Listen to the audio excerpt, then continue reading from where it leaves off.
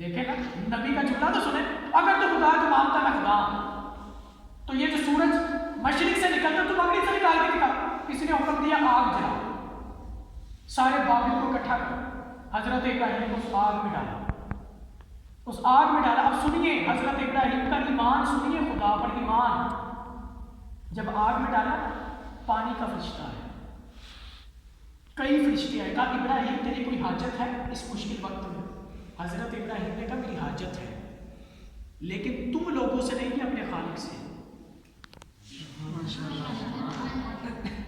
دیکھ لیں نبی کا ایمان دیکھیے.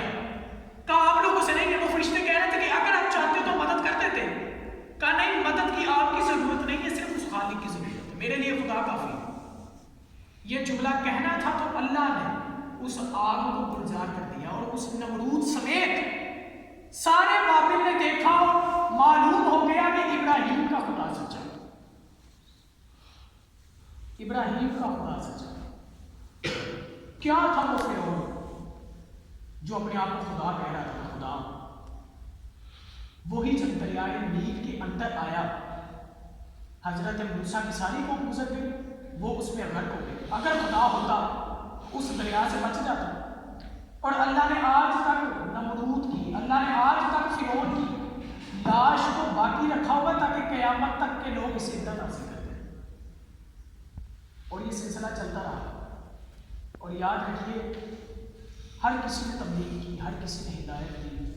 یہ سلسلہ آیا حضرت محمد مصطفیٰ صلی اللہ علیہ وسلم.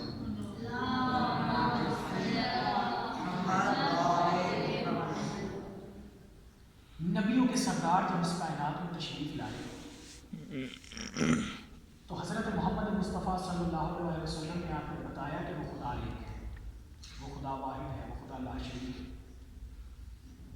جب رسول خدا قرآن کی تلاوت کرتے تھے نا، لوگ کہتے تھے یہ تو جادو ہے، یہ تو جادو ہے.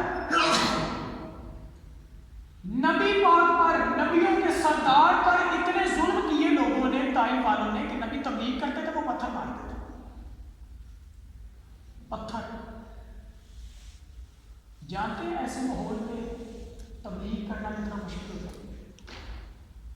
آپ لوگوں نے بھی تبلیغ کر لی ہے، کیا پتا کوئی ایسا دور آ جائے کہ سریعان قتل و غارت شروع ہو جائے. آپ فلسطین میں دیکھیں، آپ کشمیر میں دیکھیں، وہاں پر کوئی بھی دینی اجتماع نہیں کر سکتا. کوئی وہاں مار دیا جاتا ہے یا اسے قید میں ڈال دیا جاتا ہے نا. آج کے دور میں بھی ایسا چھوٹے چھوٹے بچے جو ابھی پیدا ہوئے ہوئے بچے، جو ماں کی گود میں دودھ پینے والے بچے ہیں، انہیں سریعان ذبح کیا جاتا ہے. ہم اس ماحول میں نہیں ہیں نا، ہمیں پتہ نہیں، ہمیں ہر چیز بنی بنائی مل گئی ہے. جیسے وہ کہتے ہیں نا کھانے میں پلیٹ سجی ہوئی ہو، ہمیں سجی سجائی پلیٹ ملی ہوئی ہے، ہمیں محنت کرنے کی کیا ضرورت ہے. لیکن آپ فلسطین والوں سے پوچھیں، کشمیر والوں سے پوچھیں کہ وہاں پہ دین پہ چلنے کے لیے کتنی تکلیفیں میں جھیلنی پڑتی ہے. رسول خدا تبلیغ کرتے تو لوگ پتھر مارتے تھے، پتھر مارتے تھے. رسول نے تبلیغ نہیں چھوڑی. رسول گلی سے گزرتے تھے بھوکا بوڑھا پھینک دی تھی. رسول نے تبلیغ نہیں چھوڑی. کہتے ہیں کہ جب بھی رسول زخمی ہوتے تھے تو بی بی فاطمہ کے دروازے پر آتے تھے. بی بی فاطمہ تو زہرا سلام اللہ علیہا کے دروازے پر آ کر بی بی کی گود میں سر رکھتے تھے، بی بی زخموں کو صاف کرتی تھی. ایک وقت ایسا آیا کہ بی بی فاطمہ تو زہرا نے دیکھا کہ میرے بابا کے جسم پر اتنے زخم تھے، اتنے زخم تھے کہ بی بی کہہ رہی تھی کہ میں صاف بھی کر رہی تھی اور میری آنکھوں سے آنسو آ رہے تھے کہ میرے بابا تبلیغ کر رہے ہیں اور اتنے لوگوں نے پتھر مارے، اتنا زخمی کیا میرے بابا کو، اتنا زخمی کیا. بی بی کہہ رہی تھی میں رو رہی تھی، میری آنکھوں سے آنسو جاری ہوئے کہ کہتے ہیں کہ بی بی رو رہی تھی اور زخموں کو صاف کر رہی تھی. اتنے میں کہتے ہیں کہ ایک آنسو کا قطرہ رسول کے چہرے پر گرا. رسول کی آنکھ کھلی، کا سیدہ کون ہے کہ جو تجھے میری زندگی میں رلا رہا ہے؟ وہ کون ہے جو تجھے میری زندگی میں تجھے تکلیف دے رہا ہے؟